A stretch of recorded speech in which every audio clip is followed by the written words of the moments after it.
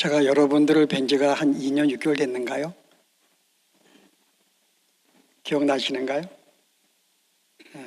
저는 다시 여러분들을 뵙게 되어서 너무나 반갑고요. 먼저 우리가 새해에 특별히 하나님을 예배하고 또 이렇게 말씀을 붙잡고 살기를 소원해서 모인 여러분들에게 우리 주님의 은총이 또 함께 임하기를 축원합니다. 우리가 함께 말씀을 듣기 전에 오늘 새해이기 때문에 아마 주위 옆분들과 함께 우리가 악수 한번 나누는 거 괜찮을 것 같아요. 새해를 한번. 잘 모르시죠? 옆에 분들과.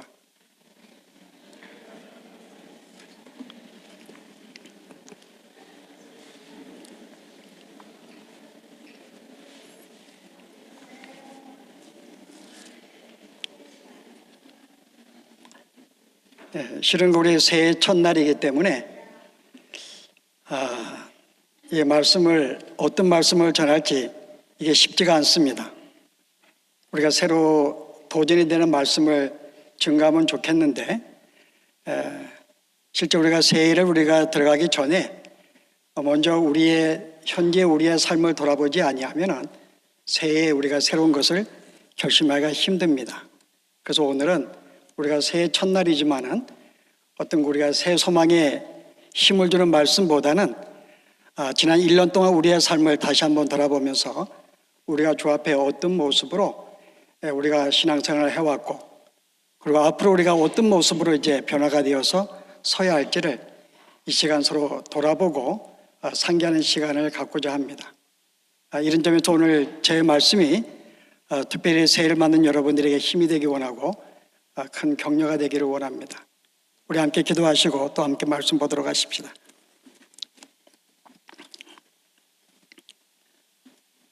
새해 첫날 세상에 무엇보다 먼저 주 앞에 나와 주님을 찬양하며 또 주시는 주의 말씀을 붙잡고 이 한 해도 살기를 소원하여 여기 모인 주의 백성들 오늘도 저희들을 기억해 주시고 우리 하나님의 은총 속에 또 이 한 해를 믿음 가운데 보낼 수 있는 은혜를 허락하여 주시기를 원합니다.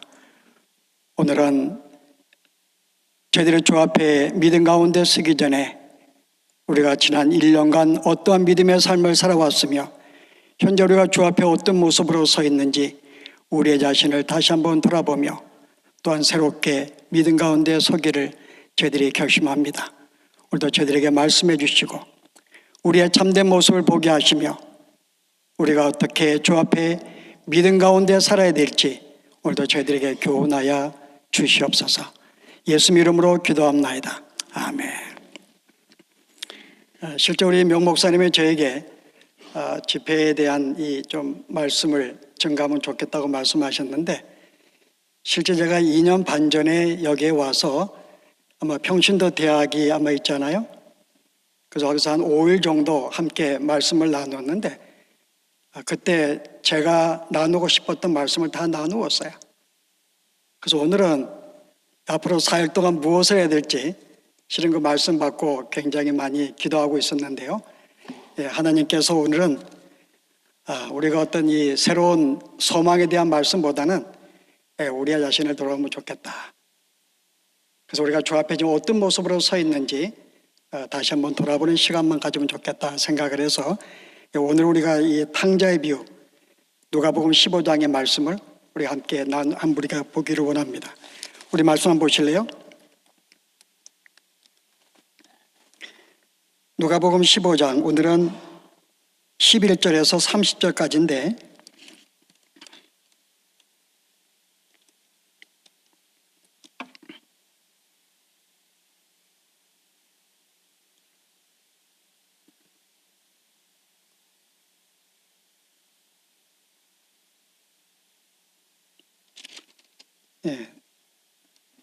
여러분과 제가 한 절씩 우리 들어가면서 교독하도록 하십시다. 또 이르시되 어떤 사람에게 두 아들이 있는데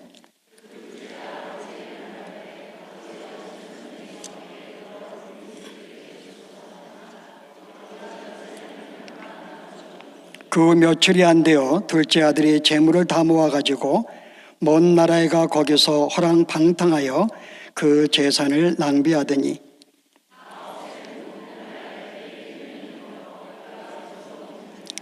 가서 그 나라 백성 중 한 사람에게 붙여 사니 그가 그를 들로 보내어 돼지를 치게 하였는데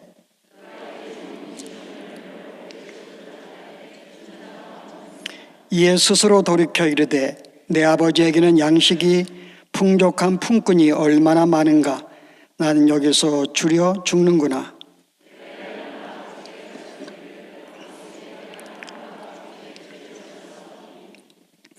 지금부터는 아버지의 아들이라 일컬음을 감당하지 못하겠나이다. 나를 품꾼의 하나로 보소서 하리라 하고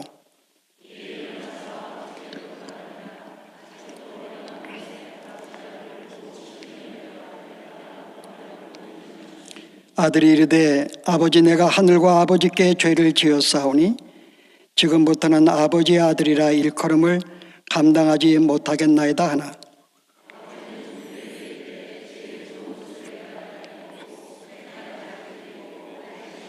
그리고 살찐 송아지를 끌어다가 잡으라.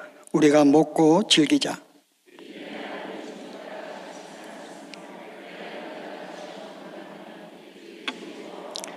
맏아들은 밭에 있다가 돌아와 집에 가까이 왔을 때에 풍악과 춤추는 소리를 듣고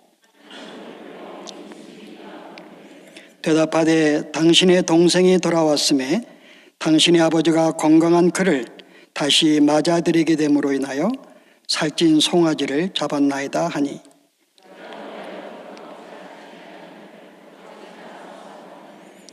아버지께 대답하여 이르되 내가 여러 해 아버지를 섬겨 명을 어김이 없거늘 내게는 염소 새끼라도 주어 나와 내 벗으로 즐겁게 하신 일이 없더니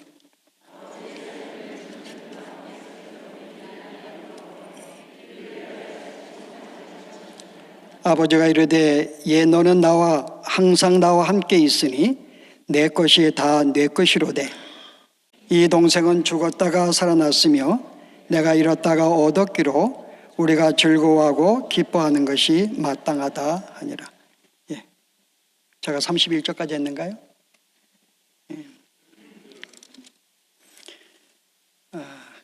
예. 우리가 오늘 이 말씀을 함께 나눴는데요. 자, 예수님께서 뭐에 대한 비유로 말씀하신 겁니까? 오늘 봉독한 내용이 뭐에 대한 내용이에요? 네, 이제는 제가 여러분이 듣는 시간이 아니고 함께 우리가 대화를 나누는 시간 갖도록 하겠습니다.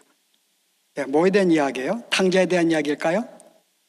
대부분의 사람들은 이 내용을 탕자의 아들에 대한 이야기로 보통 이해를 하고 있습니다.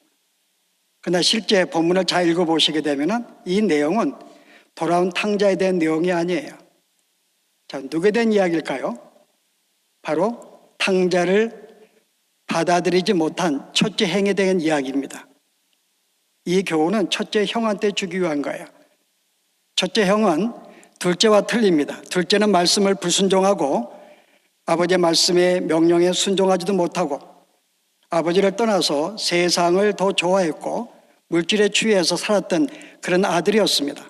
그런데 첫째는요, 아버지를 떠나지 아니했고 그의 말씀에 순종하였고 모든 규례를 지켰고 종교적인 열심도 있었고 무엇과는 흠이 없는 그런 사람이었습니다. 그런데 오늘 예수님이 이 말씀은 바로 하나님께 순종하고 선한 삶을 살고 있는 이 아들에게 이 말씀을 주시고 있는 거예요. 자, 여러분이 15장의 1절에 보시게 되면은 항상 예수님에게는 두 부류가 항상 맴돌고 있는 것을 볼 수가 있습니다. 첫째 부류가 누굴까요? 1절에 보실래요? 모든 세리와 죄인들이 말씀을 들으러 가까이 나오니. 자, 첫째 무리는 세리와 죄인들이 예수님께 나와왔고 그의 말씀을 듣는 그런 무리가 있었습니다. 자, 또 한 부류는요. 2절에 보실래요? 바리새인과 서기관들이 수군거려 이르되 이 사람이 죄인을 영접하고 음식을 같이 먹는다 하니. 자, 둘째 부류는 바리새인과 서기관들입니다. 주의 말씀에 순종하는 자들인데, 자, 이들은 뭐라 그래요? 예수님에 대해서 비평을 합니다. 어떻게 예수님이 죄인들과 함께 음식을 먹을 수가 있는가? 라고 좀 말하고 있는 거예요. 이렇게 보면 실제 예수님께는 두 무리가 있는데, 한 무리는 항상 죄인들, 세리들, 문제가 있는 사람들은 기쁨과 즐거움으로 예수님께 나와왔는가 하면은 실제 예수님의 첫째 아들, 이 바리새인과 서기관들은 예수님의 가십거리였습니다. 별로 못마땅한 거예요. 예수님에 대해서. 실제 예수님이 이런 자기를 공격하고 비난하는 이 바리새인들을 향하여 오늘 이 비유의 말씀을 주신 것입니다. 물론 여기에는 둘째 아들의 잃어버렸다가 찾는 그 모양도 나옵니다만은 실제 본질적인 교훈은 바로 이 동생을 받아들이지 못한 첫째 형에 대한 교훈을 주기 위한 거예요. 제가 이 말씀 나누고 싶은 것은 오늘 우리들이 바로 이와 같은 상태에 있는 존재들이 아닐까라는 생각을 하고 있기 때문에 제가 이 말씀을 한번 던져본 것입니다. 과연 우리는 누구일까? 오늘 여기 여러분들의 결론에 보시게 되면은 결국은 첫째, 둘째 아들은 아버지를 떠났지만은 결국은 그 길을 돌이키고 아버지께 나왔습니다. 그리고 아버지의 은혜 속에 다시 집에 맞이하게 되었고 잔치를 베풀어 잔치에 참여하게 되었어요. 근데 실제 잔치에 참여하지 못한 자는 누구일까요? 바로 첫째 아들입니다. 자, 첫째가 왜 참석하지 못했는가요? 여러분 32절에 보시면은 그가 실제 내용을 보면 내가 주 앞에 여러 해 동안 순종하였고 명을 어긴 것이 없거늘 이라고 나옵니다. 이 사람은 아버지께 순종한 자였습니다. 내용을 볼 때는 그러나 그가 말하기를 나를 위해서는 염소 한 마리도 잡아주지 아니했다 그러면서 그에게 아버지께 분노하고 있습니다. 실제 첫째가 잔치에 못 들어간 이유가 뭔가 하면은 너무나 서운해서 그래요. 너무나 아버지께 순종하였기 때문에 이 사람이 잔치에 못 들어간 것입니다. 이 사람은 아버지의 명령에 어긴 적이 없어요.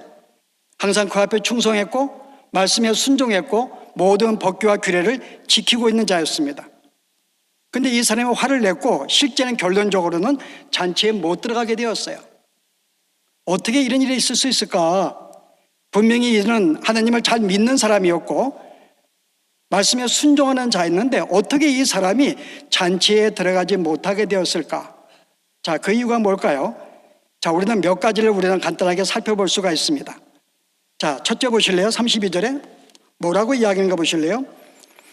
내가 여러 해 동안 아버지를 섬겨 명을 어김이 없거늘 내게는 염소 새끼라도 주어 나와 내 벗으로 즐겁게 하신 일이 없더니 나를 위해서 염소 한 마리도 나에게 준 적이 없다고 지금 원망하고 있습니다. 자, 뭘 말하고 있는가요? 자, 이 사람의 관심이 뭘까요? 실제 이 사람이 아버지를 떠나지 않냐고 순종한 것은 있습니다만은 그 순종한 그 마음의 동기가 뭘까요? 둘째 아들과 똑같은 거였어요. 실제 둘째는 노골적으로 내 재산을 달라 그랬고 그 재산을 가지고 세상에 나갔던 존재입니다. 근데 첫째 아들은요, 비록 아버지를 떠나지 아니했지만은 그 마음속에 뭐가 있는 거예요? 여전히 둘째 아들이 원했던 바로 그것을 지금 찾고 있는 것입니다. 그것을 나에게 안 주었기 때문에 내가 속상하다고 하는 거죠. 내가 아버지께 순종하였습니다. 떠나지 아니했습니다. 모든 규례를 지켰습니다. 그런데 나를 위해서는 아무것도 주지 않았다고 이야기하는 거죠. 이게 첫째의 마음이에요. 열심히 주님을 섬겼는데 자기를 위해서 아무것도 준 것이 없어요. 자, 이 사람은 실제는 이 형의 마음에 뭐가 문제인가 하면 순종을 했음에도 불구하고 무엇이 문제인가요? 그 마음의 내적인 마음의 문제가 있어요. 그에게는 아버지에 대한 별로 관심이 없습니다.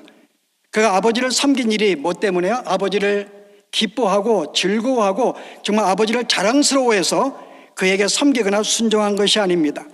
왜 순종하였다고요? 무엇인가 얻기 위해서 내가 주님을 열심히 섬기는 그 이유가 하나님께 축복을 받고 무엇인가 얻기를 위해서 일했다고 하는 것입니다. 이 순종이 과연 누구를 위한 것이라고요? 아버지는 자기를 위해서 그렇게 한 거죠. 방법만 틀린 거예요. 그러나 똑같은 요구는 동일합니다. 둘째 아들과.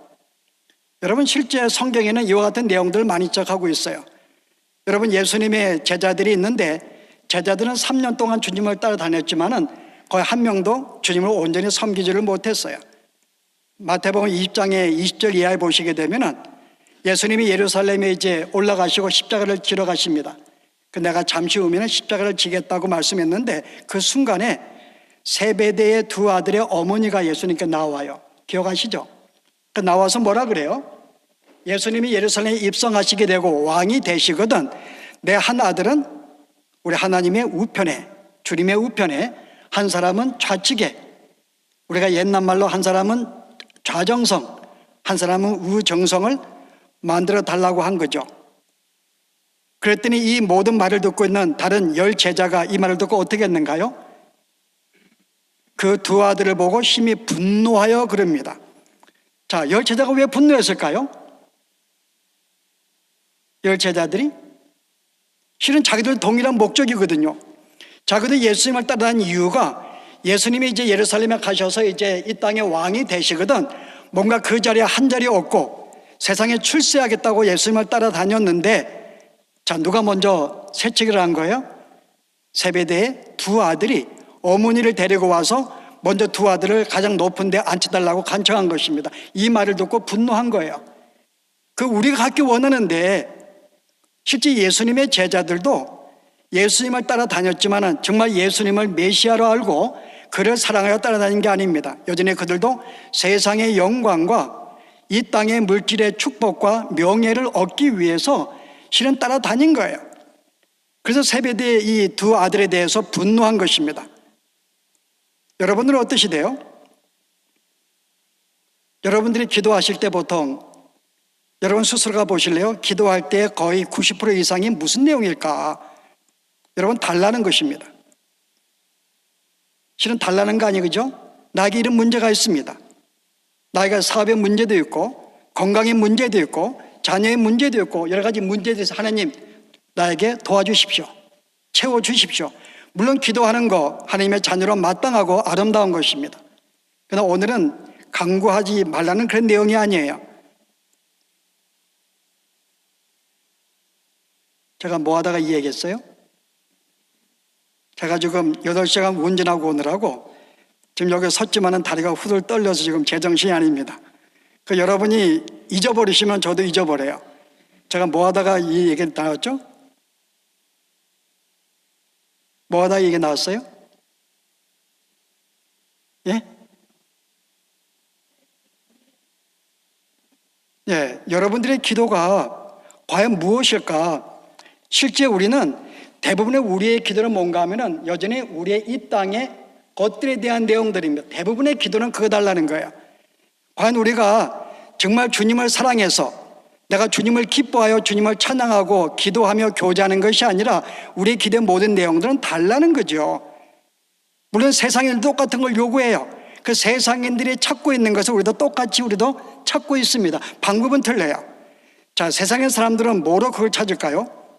자기들의 힘을 써서 노력해서 그것을 얻으려고 그래요. 그들은 그것을 얻기 위해서 힘을 씁니다. 노력을 합니다. 우리 성도들은요, 동일한 것을 얻기 위해서 어떻게 할까요? 우리는 기도해요. 누가 더 정직할까? 올해 세상인들이 아닐까요? 차라리 그들은 솔직하게 세상 것을 영광을 구하면서 그거 얻기 위해 자기의 힘을 모두 바치는데 실제 우리는 그렇게 노력하지 않아요. 단 주 앞에 붙잡습니다. 주님, 나에게 다십시오. 이거 주시기 바랍니다. 내가 아픈 문제 있습니다. 사업에 문제가 있습니다.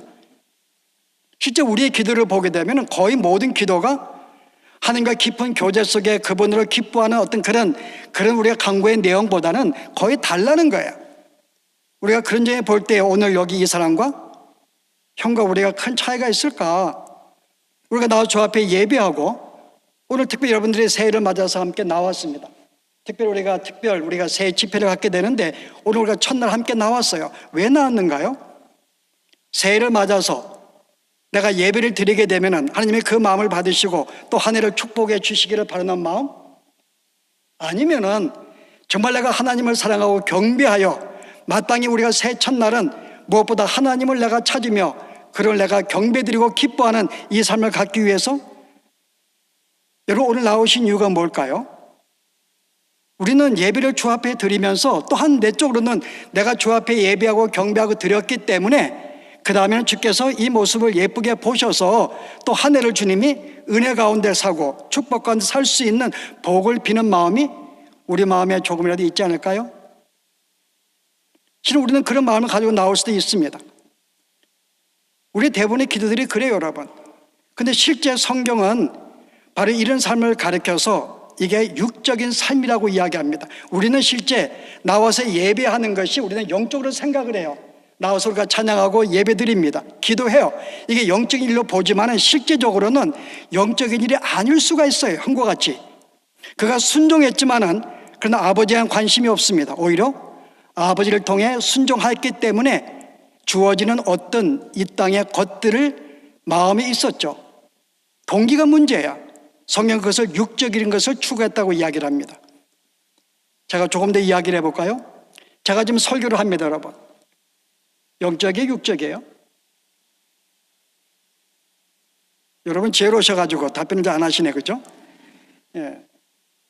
실은 몰라요. 영적인지 육적인지. 만약에 제가 여러분에게 새해를 맞아서 정말 우리가 주 앞에 함께 나와서 경배하고 또 주시는 말씀을 붙잡고 올 한 해도 우리가 정말 말씀으로 우리가 승리하는 그런 마음을 가지고 나와서 여러분이 예배하고 제가 설교를 한다면요, 이것은 영적인 거예요. 주님이 기뻐하는 일입니다. 우리의 삶에 격려하고 힘을 주고 위로하는 말씀들이기 때문에. 그런데 무엇인가 제가 말씀을 전하면서 무엇인가 이걸 통해 내가 이 정도 나는 설교하는 사람이야, 설교 잘하는 나라는 존재를 여러분에게 뭔가 나타내기 위한 것이라면요, 똑같은 설교를 해도 이것은 육적인 것을 행하고 있는 것이죠. 여러분의 기도도 마찬가지예요. 여러분의 마음이 나와서 함께 내가 기도하는 것, 정말 내가 간절히 주 앞에 붙잡고 의지하고 긍휼을 구하는 것, 이거 영적인 것입니다. 그런데 내가 기도할 때 무엇인가 저들에게 내가 기도를 잘하는 자의 모습으로 보이기 원해서 아름다운 문장을 써가고 그들을 듣기 위한 그런 기도로 우리가 한다 그러면요, 그 기도는 육적인 것이 되는 것이죠. 여러분 교회 봉사도 마찬가지예요. 여러분의 봉사가 정말 내가 받은 은혜에 감사해서 주 앞에 내가 헌신하고 봉사하는 것은 우리가 아름다운 일입니다. 마땅히 해야 되는 것이죠. 그런데 내가 봉사하는 걸 통해서 나라는 존재가 나 이 정도 신앙이 있고 열심히 있어, 그걸 통해서 다른 사람에게 인정받기를 원하는, 뭔가 드러내기를 원하는, 그래서 인정하지 못하면 화가 나고 기분 나쁘고 그걸 알아주면 기분 좋은 그런 상태로 내가 봉사한다면요, 그 봉사는 영적인 것이 아니에요. 여전히 육적인 것을 행하고 있는 것입니다. 그 실제 오늘 우리가 오늘 형이 아버지를 떠나지 아니했다, 그의 모든 계명을 지켰다, 모든 규례를 기범을 지켰다, 열심히 일을 하였다, 섬겼다. 여러분 그것이 언뜻 보기에는 순종한 자가 보이지만은 그러나 그거는 그 모든 것은 도구에 불과했던 거야. 그걸 통해서 나의 삶을 축복해 달라는 거죠. 이 땅에 내가 원하는 것 주지 아니했기 때문에 지금 이 사람은 굉장히 화가 난 것입니다. 과연 우리가 지난 한 해 동안 우리의 삶을 돌아볼 때에 우리가 나와서 예배하고 봉사하고 기도하고 우리의 신앙의 모든 현장들이 과연 무엇을, 마음이 어떤 동기를 했을 것인가? 저는 여러분들이 정말 받은 은혜에 감사해서 내가 주 앞에 주님을 찬양하고 주님은 너무나 사랑스러워서 그 앞에 나 경배하고 성도 함께 교제하는 과연 그런 마음일까? 아니면은 오래 되었기 때문에 오늘 예배가 특별 집회가 주어졌기 때문에 또 안 나오면은 내가 또 어떤 장로로서 또 권사로서 또 비난받을 수 있으니까는 욕을 안 들으려고, 아니면 나온 것 때문에 혹시라도 예쁨 받고 주께서 인정받기를 원해서 축복을 받는다면은 그것은 육적인 일을 행하고 있는 것이죠. 과연 우리의 삶이 과연 어땠을까? 과연 지난 1년 동안 돌아볼 때 우리의 삶이 진정으로 하나님 앞에 나올 때에 내가 그분을 기뻐서 내가 찾은 것인가? 정말 감사해서 봉사한 것인가? 아니면은 오늘 형과 같이 무엇인가 내 것을 얻기 위한 어떤 내 소원을 이루기 위한 그런 마음으로 내가 주 앞에 봉사하고 신앙생활을 한 것인가? 오늘 이것을 돌아보면 좋겠습니다. 여러분, 실제 두 번째 형에 또 문제가 하나 있는데요. 둘째가 지금 뭐라는가 하면은, 내가 여러 해 동안 아버지를 섬겨 명을 어김이 없거늘, 이 사람 명령에 다 순종을 했어요. 아버지께 순종했습니다. 내가 아버지를 여러 번 섬겼다 그래요. 근데 이 단어를 보시게 되면 이 섬겼다라는 단어가 한글 성경에는 구분이 없는데, 여러분 원에 보시게 되면 이거는 노예의 섬김이라는 뜻이에요. 노예가 섬기는 것. 여러분, 노예가 주인을 섬길 때 기쁨으로 할까요? 대부분이? 그렇지 않습니다. 의무감으로 하는 거죠. 내가 일을 하지 않으면 그에게 책망을 받을 수 있고, 혹시 일을 열심히 했으면 인정받을 수 있는 어떤 그런 뭔가 벌을 받지 않기 위해서, 상을 얻기 위해서, 인정받기 위해서 의무적으로 행하겠다, 이 말이에요. 실제 이 얘기는 아버지에 대해서 기쁨과 즐거움이 없습니다. 아버지를 볼 때 사랑한 마음이 있는 게 아니에요. 내가 섬겼다는 말은 나는 종과 같이 의무적으로 내가 주 앞에 봉사했습니다 라는 뜻이에요. 내가 의무적으로. 기쁨과 즐거움이 없었어요. 여러분 어떠시대요? 여러분이 예배할 때, 기도할 때, 봉사할 때, 오늘 주일날 교회 나올 때 정말 기쁨과 즐거움이, 우리는 실제 신앙생활의 특징은 기쁨과 즐거움입니다. 바울이 항상 기도하라, 항상 기뻐하라, 쉬지 말고 기도하라, 항상 기뻐하라 그랬거든요. 왜 기뻐할까요? 우리에게 베푸신 이 하나님의 은혜는 너무나 크기 때문에 우리가 영원한 존재가 되었고 하나님의 자녀가 된 이 사실로 말미암아 우리는 기뻐하고 즐거워했어요. 이것으로 기쁜 마음으로 우리가 예배하고 함께 교제하며 우리의 마음을 나누는 것입니다. 이런 마음으로 우리가 함께 주의 사랑을 나누고 복음을 증거하는 거예요. 기쁨과 즐거움이 믿는 자의 특성이라면 오늘 이 여기 형은 뭐라 그래요? 내가 아버지를 하인과 같이, 종과 같이 억지로 의무적으로 섬겼다는 뜻이 여기에 있는 거예요. 그래서 뭐라 그래요? 나로 하여금 아버지는 한 번도 나에게 즐겁게 하신 일이 없거늘, 그러나 한 번도 즐거운 적이 없었어요. 아버지를 섬기는 것 말미암아 그가 봉사하고 밭에 일 나갔지만은 그게 그 마음에 기쁨을 주지 못했습니다. 그냥 믿는 성도들은 내가 나가서 전도하거나 구제하고 선을 행해도 받은 은혜에 감사하기 때문에 우리는 거기에 기쁨이 있고 사랑이 있고 즐거움이 있어요. 그러나 오늘 여기 이 사람은 그렇게 말하고 있지 않습니다. 여러분, 실제 예수님의 제자들도 실은 동일하죠. 여러분이 마태복음 20장에 보시면 어떤 비유가 있죠? 포도원 비유가 나옵니다. 한 주인이 포도원을 경영하고 있는데 아침 6시에 나가봤더니 많은 사람 놀고 있는 거예요. 그래서 그들을 끌어다가 일을 하라 그럽니다. 9시에 나가서 또 데려오고, 12시에 나가 데려오고, 3시에 나가서 또 데리고 와요. 3시에 나갈 때는 뭐라 그래요? 아직도 놀고 있는 사람이 있어요. 그 너희가 왜 이렇게 놀고 있냐 했더니 우리가 일하고 싶은데 우리를 써줄 자가 없어서 우리가 놀고 있다고 이야기합니다. 그랬더니 주인이 뭐라 그래요? 그럼 들어가서 일을 해 그럽니다. 자, 마지막엔 5시에 마지막으로 사람을 불러다가 이제 일을 시켜요. 그리고 그들을 부를 때마다 뭘 약속했죠? 하루의 품값 한 데나리온을 약속을 했습니다. 자, 그런데 주인이 이제 제일 늦게 온 사람부터 데나리온을 하나 줬잖아요, 이렇게요. 자, 그 다음에 또 줘요. 그랬더니 아침 새벽에 6시에 온 사람은 어떤 마음이 있을까요, 여러분? 어떤 마음일까요? 야, 우리는 저 사람은 2시간밖에 일을 안 했기 때문에 우리는 6시에 와 새벽에 우리는 온종일 일했기 때문에 우리에겐 품값이 더 많을 것이라고 생각을 했어요. 근데 주인이 그에게 한 데나리온밖에 안 준 거예요. 그랬더니 뭐라 그래요? 그들이 화가 났어요. 그리고 그들에게 주인에게 원망을 합니다. 우리는 저 사람은 2시간밖에 일을 안 했는데 한 데나리온을 받았는데 우리는 온종일 일했는데 우리도 하느라니 이게 뭡니까? 라고 이야기하는 거예요. 무슨 뜻일까요, 여러분? 이게 무슨 뜻이에요? 늦게 와도 구원은 똑같다는 거, 여러분 그걸 말하는 건가요? 여러분, 실제 이 포도원 비유 앞에 어떤 사건이 나와요? 앞에 제자들이 예수님께 간청한 하나의 그 내용을 들으시고 주신 비유의 말씀이에요. 자, 포도원 비유 앞에 어떤 말이 나옵니까? 알고 있는가요? 한 청년이 예수님께 나와왔어요. 내가 어떻게 하면 영생을 받을 수가 있겠습니까? 그 예수님이 계명을 주면서 이 계명을 다 지켜. 그랬더니 내가 모든 걸 다 지켰나이다 그래요. 그러면 너의 모든 소유를 다 팔아서 그 다음에 나에게 와. 자, 그랬더니 이 청년이 어떻게 했는가요? 재물이 많은 고로 근심하여 돌아갔다 그래요. 제가 이 문제는 크게 논하지 않겠습니다. 제가 2년 반 전에 간단히 제가 한번 이 말씀을 나누었기 때문에 여러분의 깊이 나누고 싶진 않아요. 이 청년이 돌아갔어요. 근데 이 청년이 누굴까요, 여러분? 이 청년이 가난한 자일까요? 복음서에 보게 되면 법관이라고 소개합니다. 그리고 상당한 부자라고 이야기를 해요.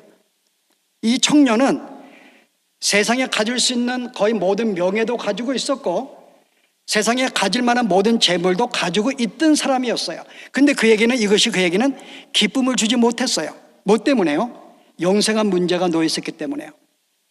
내가 과연 영생을 내가 얻은 자인가? 이 영생의 문제가 놓였던 거예요. 이게 자기가 확신이 없는 거예요. 그래서 마음속에 재물이 있어도 명예를 모든 걸 갖고 있음에도 불구하고 그 마음속에 평강이 없었어요. 그 예수님의 소식을 듣고 찾아온 것입니다. 근데 우리는 이 내용을 어떻게 이해하죠? 이 청년이 재물을 많아서 결국은 팔기 힘들어가지고 결국은 돌아가서 구원을 받지 못했다라고 이야기를 해요. 실은 성경은 그런 내용이 아닙니다. 왜냐하면 그 다음에 제자들의 반응을 볼 때 우리는 알 수가 있어요. 그 제자들이 이제 청년이 돌아간 다음에 예수님의 제자들을 불러 모아놓고 뭐라고 이야기해요?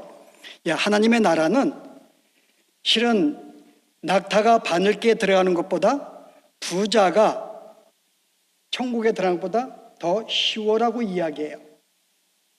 근데 그들은 예수님의 그 제자들은 왜 주님을 따라다녔다고요? 여전히 그들의 이 땅의 영광과 재물이었어요. 그걸 바라보고 왔는데 그걸 가진 사람이 천국에 못 들어간다? 그들이 이해할 수 없었어요. 왜냐하면 구약의 물질의 축복은 하나님의 축복으로 알고 있었기 때문에요. 마땅히 하나님의 축복으로 받은 것인데 이것을 버리지 않으면 받은 사람이 천국에 못 간다고 이 말씀을 이해하지 못했어요. 그런데 순간 제자들이 머리를 씁니다. 그러면은 우리는 실은 모든 걸 다 버리고 떠났는데요.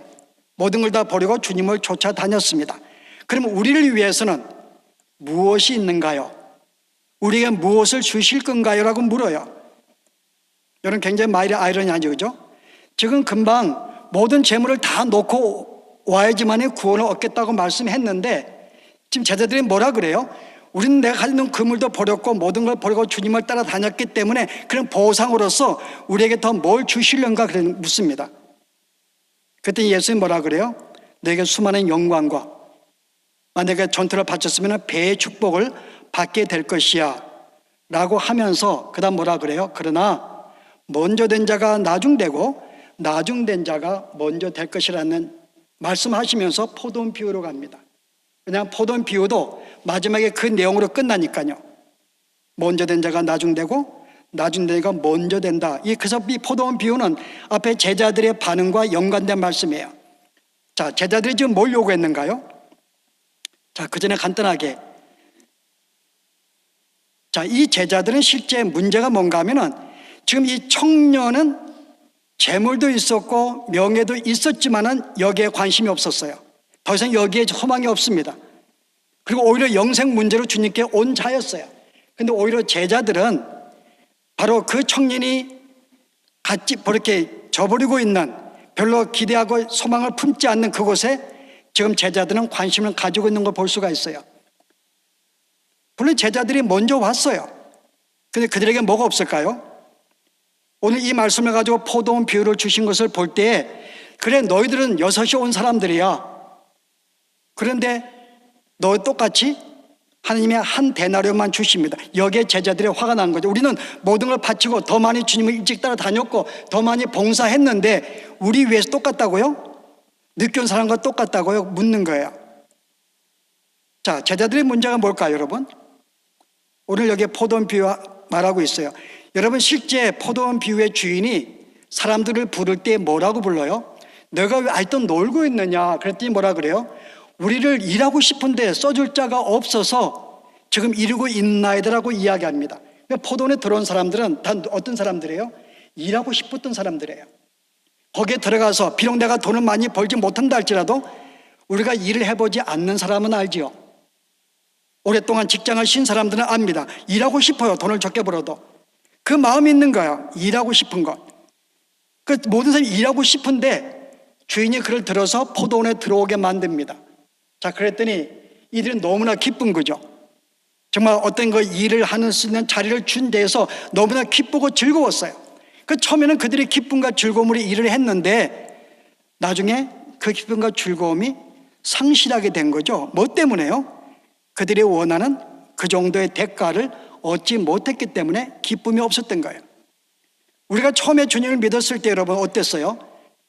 처음 내가 주님 영접했을 때 정말 세상에 만왕의 왕께서 나를 위해 십자가 죽었다는 사실이 너무나 놀라웠고 그 은혜가 너무나 커서 우리가 감격을 하고 기뻐하고 감사하고 울었던 적이 있습니다. 이게 우리의 기쁨이고 즐거움이었어요. 세상에 모든 것이 없다 할지라도 내가 받은 구원 하나만으로 나는 기뻐하고 즐거워했어요. 우리는요. 그렇게 시작한 우리의 신앙생활입니다. 그런데 어느 순간부터 바뀌면서 기쁨과 즐거움이 우리에게 없어요. 뭐 때문에요?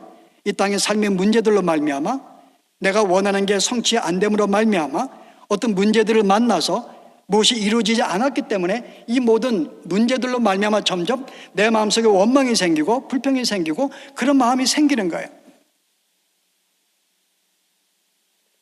실제 이 청년은 정말 이 사람은 영생의 문제로 온 사람이에요. 이 청년이 구원을 받았을까요, 여러분? 이 청년은 재물을 가지고 재물을 더 얻으려고 온 것도 아닙니다.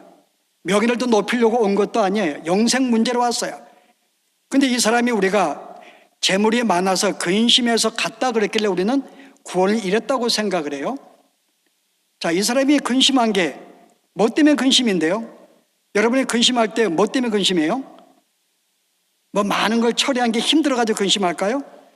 아니면 없어 근심할까요, 여러분? 고린도 후서의 10장에 보시면 두 가지의 근심이 있어요. 한 근심은 세상을 위한 근심이에요.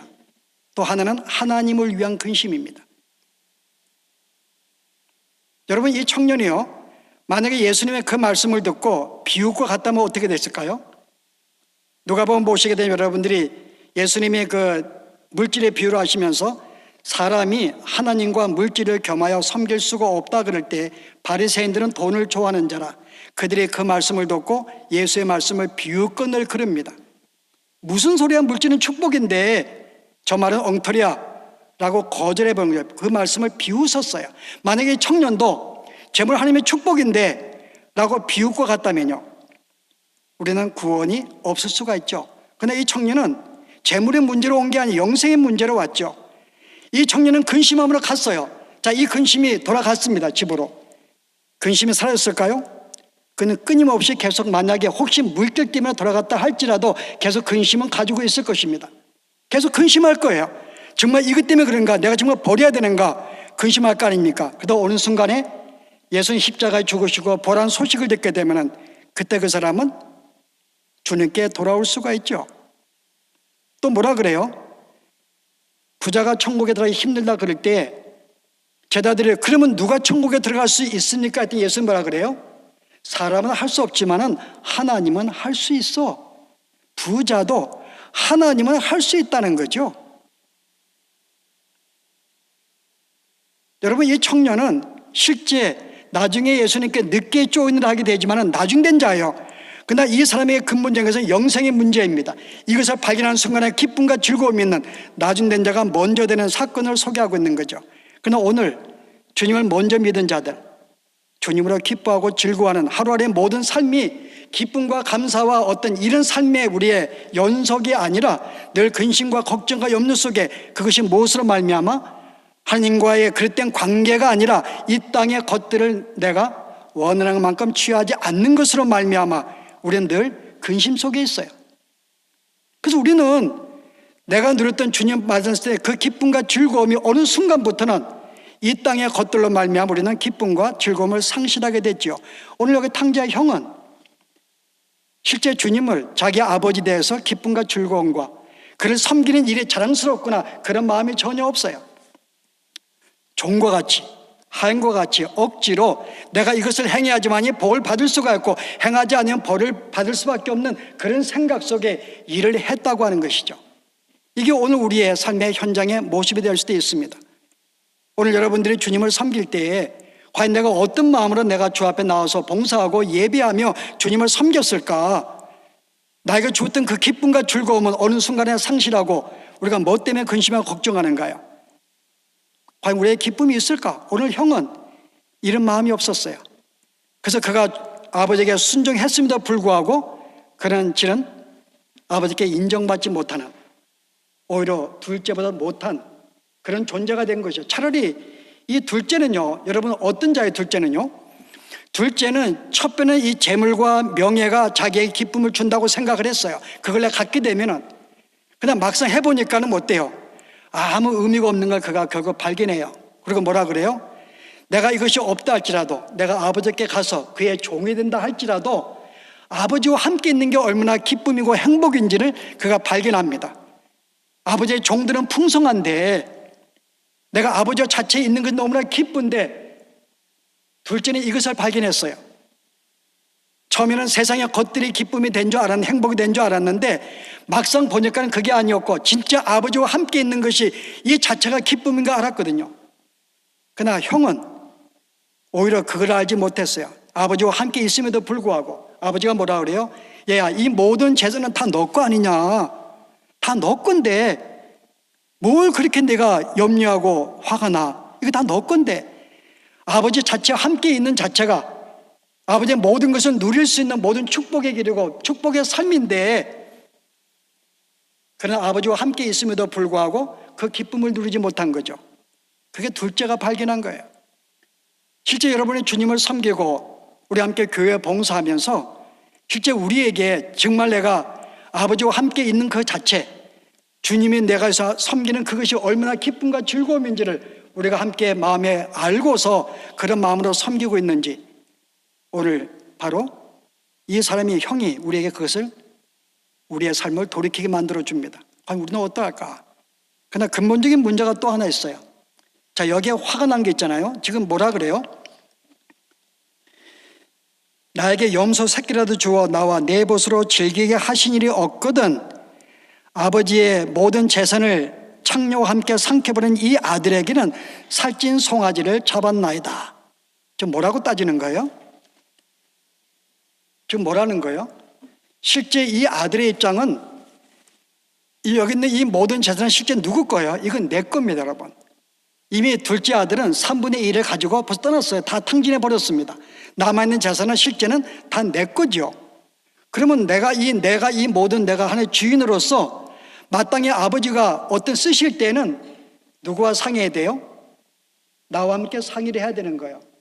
왜 나에게 말도 없이 아버지 마음대로, 오히려 탕진한 아들에게는 살찐 송아지 잡히고 신발도 신기고 가락지를 씌우고 새 옷을 입히고 아버지 마음대로 했냐 그 말이에요. 오히려 자기는 열심히 일했는데 주지 않았다는 거죠. 자기는 화가 난 거예요.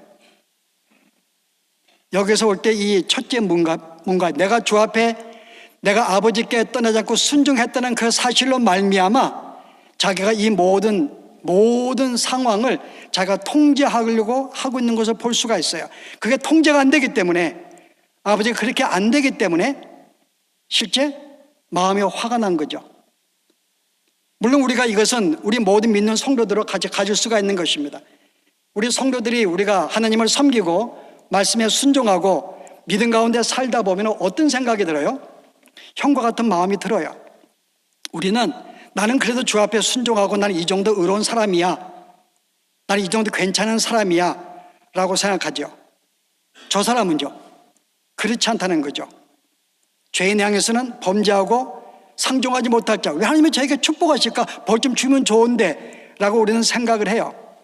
우리도 보통 형의 마음을 가지고 있습니다.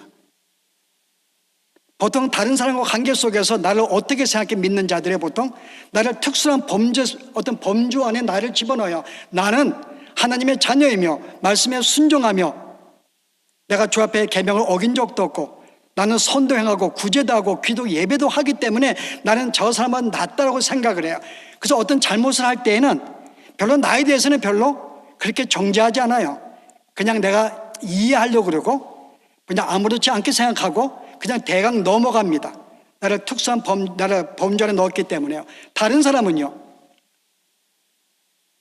어떤 죄에 대해서는, 다른 상대에 대해서는 굉장히 신랄하게 비판해요. 너 왜 그렇게 사냐? 너 이렇게 불순종하냐? 너 이 정도 예수를 믿었으면 조금 더 제대로 섬겨야지. 너 왜 이렇게 살아? 항상 그들에 대해서는 어때요? 마음이 신랄하게 정죄하고 비판을 해요. 나에 대해서는 항상 너그럽고요. 나에 대해서는 문제를 발견 못해요, 거기다가. 그러나 타인에 대해서는 항상 공격을 하죠. 여러분, 그게 뭐예요, 여러분? 예수님이 마태복음 7장에 비판하지 말라 그랬거든요. 여기에 비판을 왜 하지 말라 그래요? 비판이라는 말은 정죄한다, 그 말입니다. 이 정죄는 누구만이 할 수 있는가요? 하나님만이 할 수 있는 거예요. 심판은 하나님만이 할 수가 있습니다. 우리는 정죄할 수가 없어요. 다 하나님의 우리가 종들이고 자녀이기 때문에 우리의 모든 일어서고 넘어지는 것은 아버지의 손에 달려 있습니다. 우리는 그래서 기도하고 그럴 뿐이 우리는 그렇게 정죄할 수, 판단할 수 없어요. 근데 우리가 예수를 믿다 보면은 우리 스스로가 어떤 존재가 돼요? 내가 주 앞에 믿음의 삶을 살고 순종하였기 때문에 나를 스스로가 하나님의 자리에 나를 놓고 있는 거예요. 그 내가 하나님이 되어서 모든 상황을 판단하고 하나님이 그렇게 안 해주기 때문에 나는 그 마음속에 분노가 생기고 화가 생기는 거예요. 왜 이렇게 안 해주실까? 왜 이렇게 안 할까? 저 사람은 지금 주 앞에 불순종하고 있는데 왜 하나님이 저를 좀 치지 못할까? 모든 상황이 자기가 하나님의 노릇을 하고 있는 거죠. 이게 누구의 모습이라고요? 형의 모습이지만 실제 우리의 모습이 될 수가 있어요. 우리는 살면서 예수를 믿고 죄산 받았다는 사실로 말미암아 우리는 어떤 죄를 지어도 항상 우리는 너그럽게 우리를 생각을 해요. 물론 모든 자가 그렇지 않겠죠. 주 앞에 통곡하고 우리의 죄를 자백하는 분도 있겠지만 대부분은 항상 형제와 다투고 싸울 때, 문제가 생길 때 그를 신랄하게 공격하는 이유가 뭘까요? 항상 나는 정의롭고 너는 불의하기 때문에. 그래서 그에게 공격을 우리는 심하게 합니다. 근데 아버지는 어떤 마음을 보였는가요? 이 아들은 자기가 돌아왔을 때에 실 자기는 아무것도 자기는 용서를 못 받고 정말 종으로 지낼 마음의 각오까지 가졌어요. 근데 아버지가 생각 의외로 은혜를 베푼 거예요. 옷도 입히고 가라지를 끼우고 송아지도 잡고 잔치를 만들어 준 거죠. 탕자는 뭘 경험했을까요? 하나님의 풍성함도 경험했지만 은혜의 풍성함도 함께 경험을 해요. 아버지의 사랑을 경험하게 되고 그의 은혜를 경험하게 됩니다. 나 같은 죄인인데 나를 이렇게 맞이하다니, 이렇게 용서하다니, 이게 아버지의 마음이에요. 우리는 그런 긍휼을 받은 존재들입니다. 근데 우리는 어느 순간부터 내가 이렇게 사랑을 받고 긍휼을 받고 은혜를 받았음에도 불구하고 우리는 형제들에서 어떨까요, 여러분? 조금 쉽게 설명할까요? 오늘 여기 15장에 두 부류가 예수님께 나와왔습니다. 근데 실제 항상 예수님께 나와서 그 말씀을 듣고 기뻤던 자가 누굴까요, 여러분? 세리와 죄인들입니다. 이들이 예수님께 나와왔고 함께 식사하며 기뻐하고 즐거워하였어요. 근데 기뻐하고 즐거워하지 못한 자가 누굴까요? 오히려 바리새인, 형이라고 볼 수 있습니다. 자, 그러면 여러분, 예수님이 실은 예수님의 삶의 모습은 오히려 죄인들에게, 문제 있는 자들에게 항상 그들에게 그들을 매료시키고 그들의 마음을 이끌으신 분이에요. 항상 그에게 그런 존재들이 모였습니다. 그러나 뭔가 말씀에 순종하고 선을 행한다는 자는 오히려 예수님께 별로 나오지를 못해요. 원래 현대의 교회가 오히려 성도들의 삶이 과연 이와 같은 효과가 있을까? 예수님은 항상 죄인들과 세린들이 항상 그 앞에 몰려오고 그를 기뻐하고 즐거워하고 말씀을 듣기를 좋아했는데 오늘 우리들의 삶, 오늘 우리의 교회들이 과연 그러한 효과를 보고 있을까? 오히려 세상에 문제가 많고 어떤 이렇게 어떤 도덕적이고 못나고 그런 사람들은 오히려 교회를 피합니다. 오히려 교회에 끌리는 사람이 누굴까요, 여러분? 교회를 끌리는 사람들은 오히려 반듯한 사람들, 도덕적인 사람들, 그다음 뭔가 괜찮은 사람들이 보통 교회에 들어와요. 오히려 그들을 교회에 끕니다. 여러분, 무슨 말일까요, 여러분? 우리가 형들의 마음이기 때문에 그런 게 아닐까요, 여러분? 여러분, 실제 만약에 우리가 예수님과 같이 이 땅의 죄인들, 문제 있는 사람들을 우리가 그들에게 매력을 주고 어떤 그들을 이끌지 못한다면 우리는 예수님의 삶을 지금 우리가 본받고 있지 않는지 모릅니다. 오히려 죄인들은, 문제 있는 사람들은 예수님께 나와왔어요. 근데 오늘날 교회를 찾는 사람은 누굴까요? 우리는 보통 그런 사람들은 뭘 해요? 문제가 있으면 떠나기를 원합니다. 문제가 있으면 안 오기를 원해요. 여기 있는 사람들은 보다 도덕적이고 순종적이고 믿음의 사람들만 우리가 오기를 원해요. 그래서 오히려 현대 교회가 우리의 삶이 형들을 위한 교회인 줄을 몰라요. 그러나 예수님은 오히려 형들은 예수님이 오히려 눈에 가시거리였어요. 그들을 멀리했습니다. 오히려 가까운 사람들은 죄인들과 그런 사람들이죠. 오늘날 교회들이 예수님과 그 마음과 같이 정말 세상에 용서받을 수 없는 그런 죄인들에게 매력을 주고 이끌지 못한다면요, 우리는 예수의 마음을 가진 게 아닙니다. 그를 본받는 마음이 아니에요. 그래서 오늘 이 주어진 이 형의 마음이 다시 우리가 돌아보면서 우리의 신앙을 몇 가지 한번 점검해 보았습니다.